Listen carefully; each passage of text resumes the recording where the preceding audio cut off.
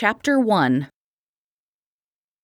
Bailey Calderwood pulled the knit hat her mother had given her last Christmas lower on her head, as freezing wind whipped her long hair, tossing it into her face.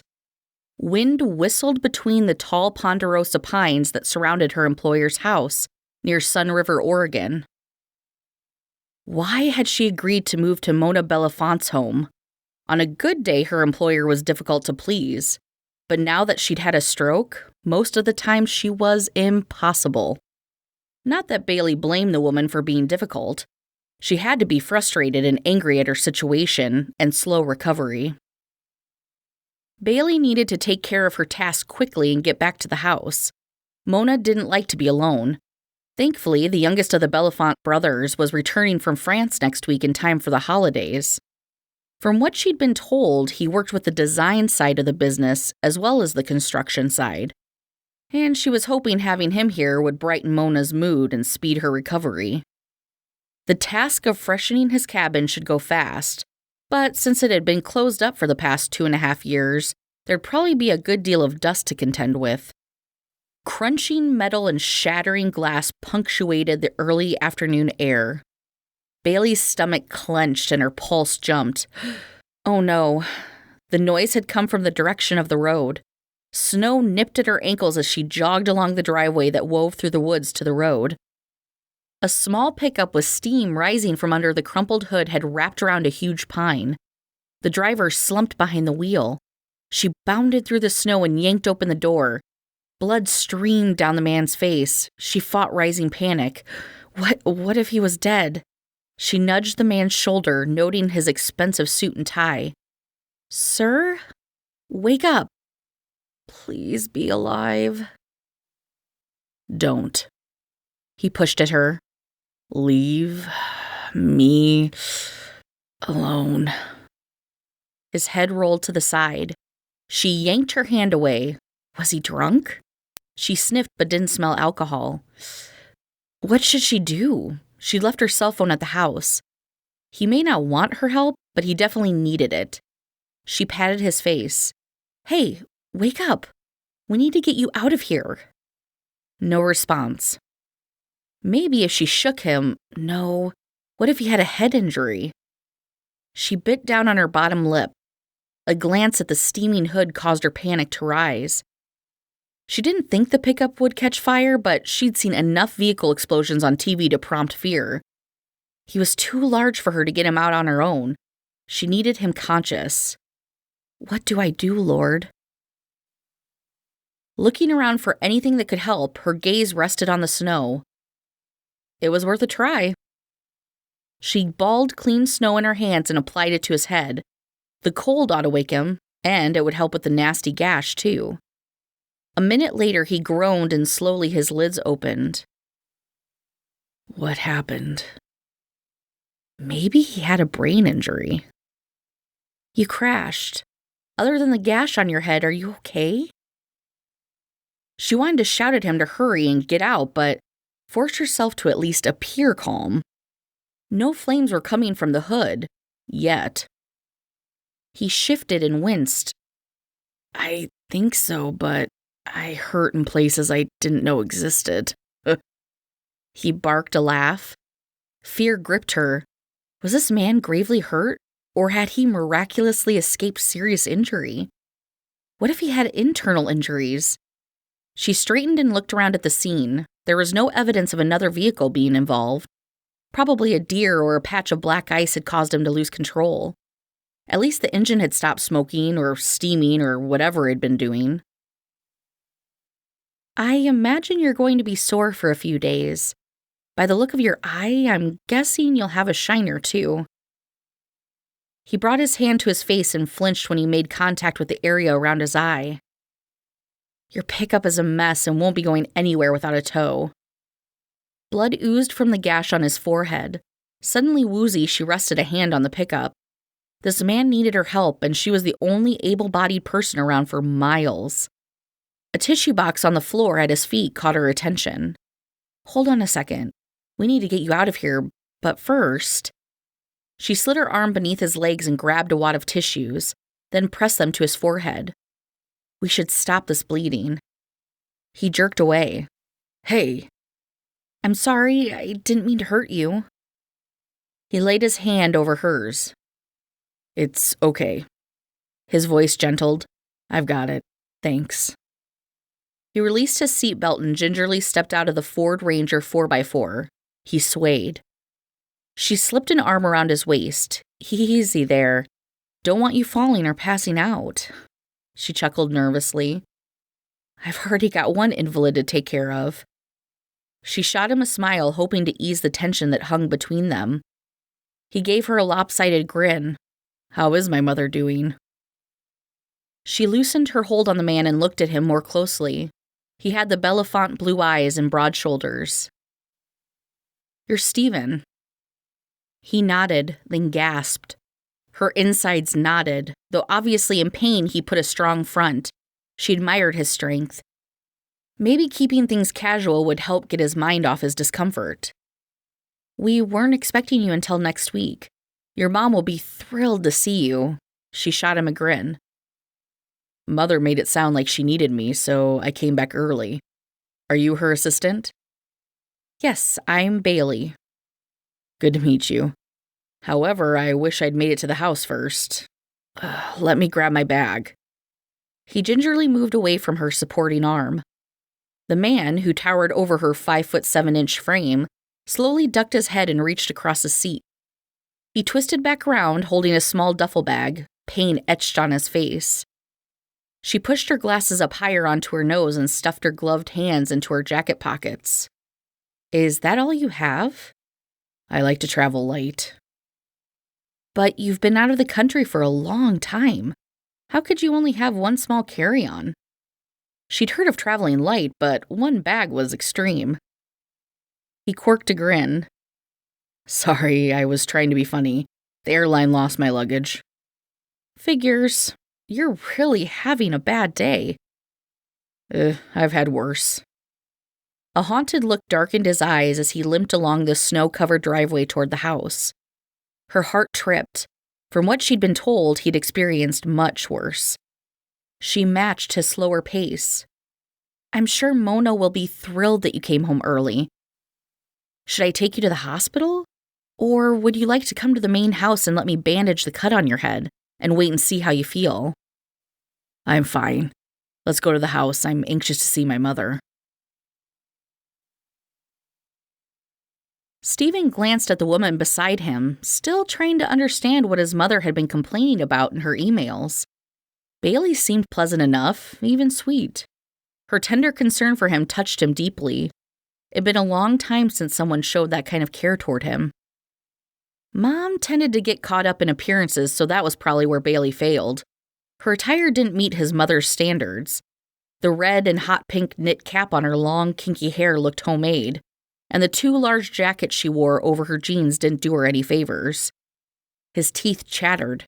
If he didn't pick up the pace, they'd both end up with hypothermia. He lengthened his stride even though every step hurt. He should have thought to have his brother, John, leave an extra pair of boots in his pickup. At least then he wouldn't have soaking cold feet. No one besides John knew he was coming home a week early. His brother had been a huge help by dropping his pickup off at the airport. He still couldn't believe Mom had had a stroke. He glanced toward Bailey and caught her watching him closely. Compassion lingered in her hazel eyes. She pushed her large, dark-rimmed glasses higher on her nose and shot him a look of concern. Or was it unease? Are you okay? I was wondering the same thing about you. She rested a hand on his arm. You're injured, just totaled your pickup, and I'm not sure, but you probably have a concussion. Who knows what else is wrong? And you're worried about me? At least let me carry your duffel bag. He started to shake his head, then thought better of it. What he needed was a hot shower, a painkiller, and an espresso. Thanks for the offer, but I've got it. So tell me, how is my mother really doing? Are you sure you want to hear this right now? It's not good. Positive. The worried look in her eyes unnerved him. Were things worse than he'd been told? Okay, but if you want me to stop, please say so. You're kind of freaking me out. Please tell me. Sorry, I suppose she's doing as well as can be expected, but she's not a young woman. And from what I understand, her road to recovery will be long. She can't be alone for any length of time because she has anxiety attacks, which has made keeping the business running smoothly a challenge. I can't do the job I'm being paid to do and take care of your mother. Sooner or later, our clients are going to start complaining. I'm an interior designer, not a nurse or a good cook or housekeeper. She pressed her lips together and looked away. What's wrong? I said too much. Yet I sense there's more. He stopped and waited for her to look at him. He gave her the look that usually made grown men squirm. I appreciate that you are being brutally honest with me, and even though I don't know you and my head is pounding, I insist you tell me what you left out. Okay, but for the record, dumping this all on you right now may be more than you want to hear. I'll take my chances, he said dryly. Bailey had spunk. He liked that. She crossed her arms. I'm really worried about her. I take her to therapy sessions and she doesn't seem to be improving. On top of that, she was diagnosed with type 2 diabetes and she refuses to eat right. Granted, I'm not used to cooking for a diabetic and I've been struggling with how to feed her, but she is such a picky eater. It's been a challenge. I hadn't heard about her diabetes. Worry gripped him. Mom tended to be a drama queen, so keeping something big like that quiet must mean her health was far worse than she'd let on. She is a private woman, so I'm not surprised. Seriously?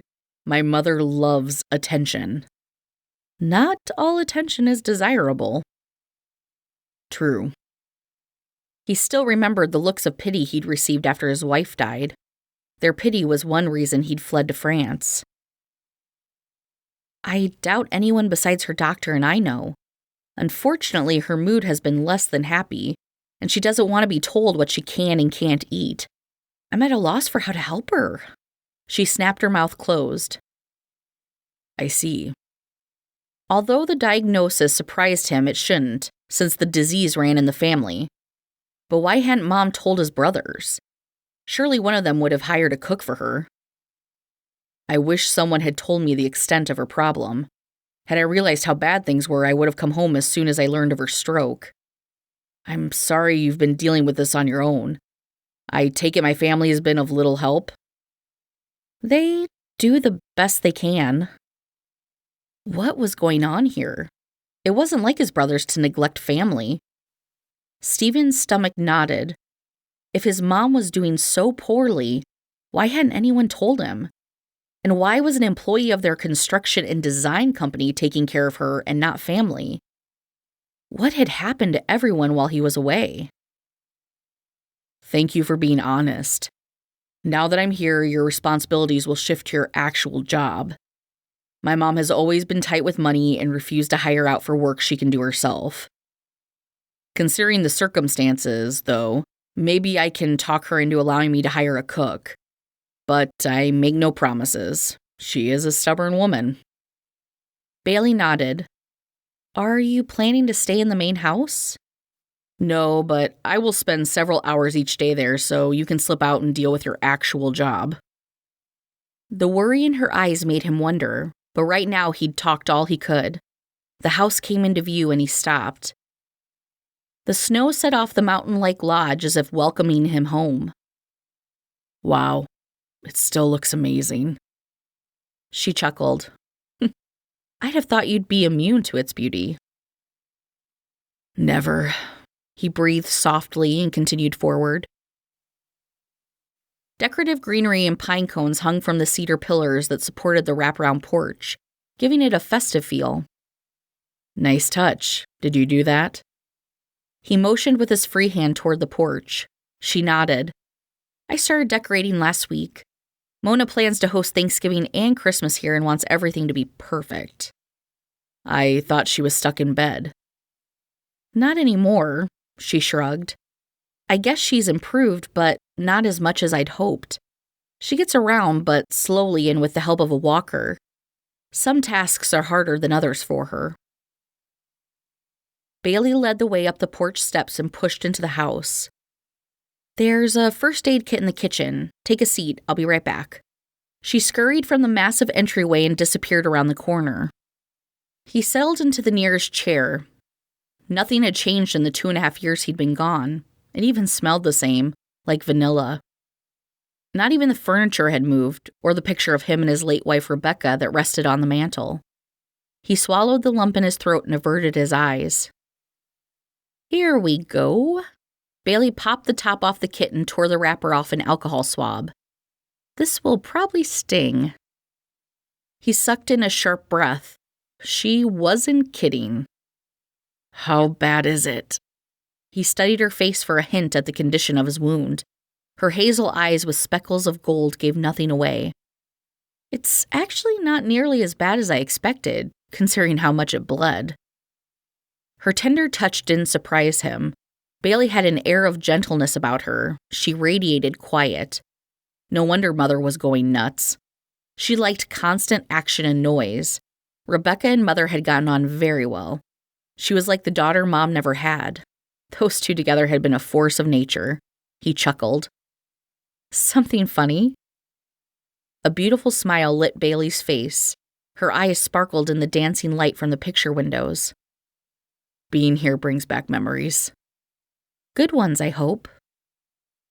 She applied a couple of bandages to his forehead. A whisper of pine scent wafted the air around her. She must have been working with the branches before she'd discovered his wreck. Her leg brushed against his. Mostly. Awareness shot through him. He reached up and gently grasped her wrist, drawing her hand away from his head. Thanks, I'll take it from here. She stepped back, slipping from his grasp. Okay, if you start to feel like you need to go to the hospital, let me know. He started to tell her he could take care of himself, but the concern in her eyes stopped him. Thank you. Will you be okay for a bit by yourself with your mom?